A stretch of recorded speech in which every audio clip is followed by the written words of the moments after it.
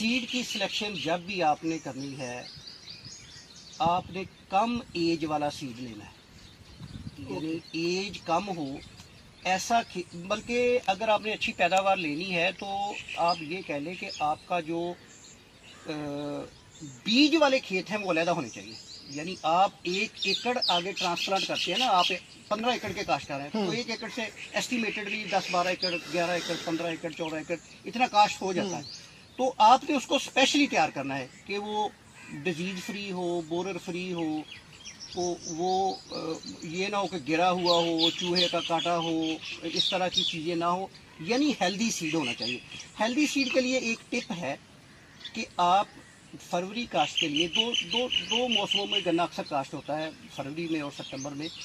तो स्पेशली फरवरी में जो आप गन्ना काश्त करते हैं ना, उसको आप पिछले साल वीड के बाद सो करें।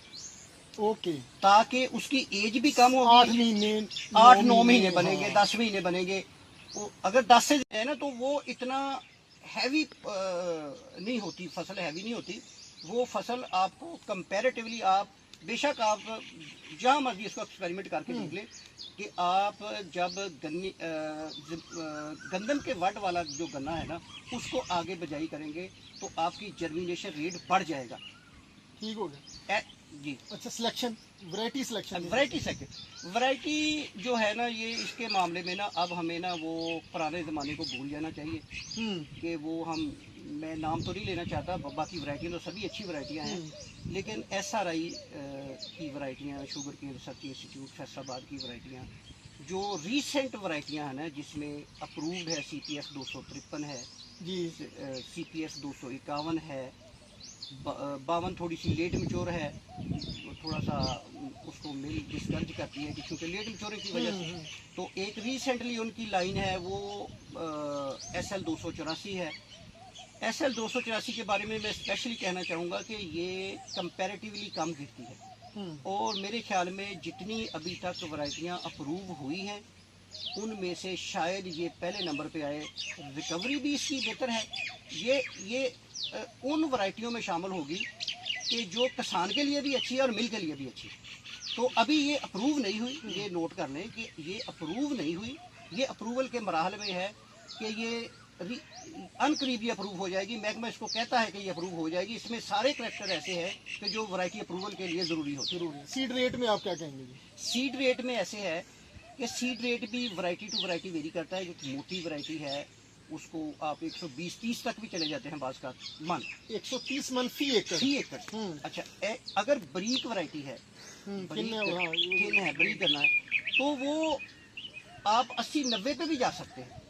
इसका मतलब है ये वैरायटी टू वैरायटी और तरीका कास्ट पे भी वेरी करता है कि आप 2.5 फुट पे लगा रहे हैं तो सीड रेट और होगा, अगर आप 4 फुट पे लगा रहे हैं तो सीड रेट। ये सबसे जरूरी है ऑडियंस को हमारे को क्लियर करना कि 2.5 फुट वाला मेथड जो प्रॉफिटेबल है या 4 फुट वाला, दोनों के डीमेरिट्स और एडवांटेजेस वो आप थोड़ा सा बताएंगे। अच्छा जी, ये इसकी मैं एक देहाती तरीके से एक मिसाल दूंगा कि ये समझ लें कि एक बाप के 2 बेटे हैं, एक 2.5 फुट वाला और एक 4 फुट वाला।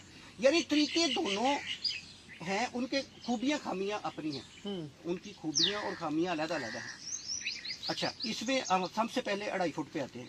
2.5 फुट में भी अच्छी पैदावार आ जाती है। हमने खुद भी इसमें 1500, 1800 मन तक भी गए।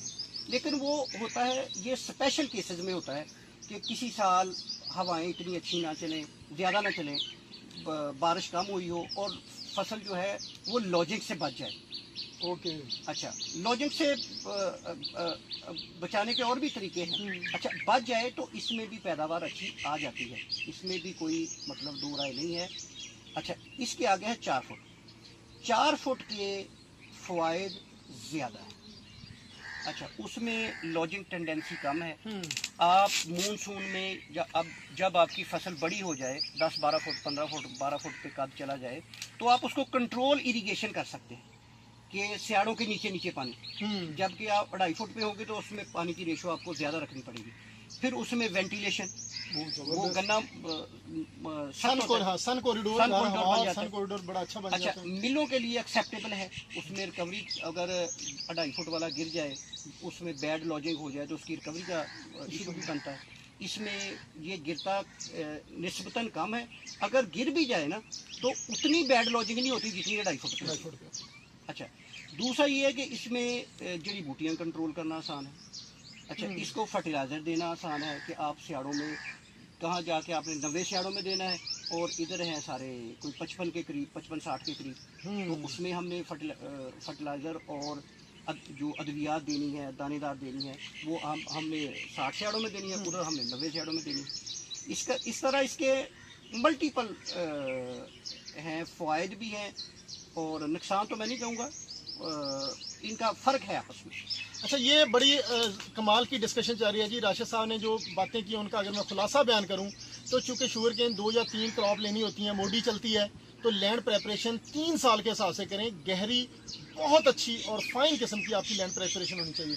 वैरायटी सिलेक्शंस के बारे में इन्होंने कहा जी recent varieties definitely sugar research institute की अप्रूव्ड वैरायटी यूज़ करें।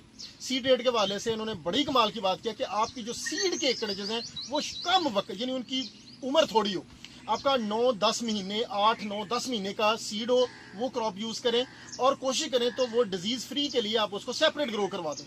अच्छा, अगर कंपैरिजन की बात करें 2.5 फुट मेथड और 4 फुट में, तो 2.5 फुट में मियां साहब ने कहा जी अगर आपके कुछ बेनिफिट्स हैं, पैदावार अच्छी आ जाती है, अगर बारिशें कम हो, हवा ज़्यादा ना हो, बेड लॉजिंग ना हो, तो बड़ा अच्छी पैदावार दे देता है। लेकिन 4 फुट के मुकाबले में आपको 55 से 8 में पानी की बचत है, फर्टिलाइज़र की बचत है और लॉजिंग उतनी बैड नहीं होती, रिकवरी ज़्यादा है। Thank you very much.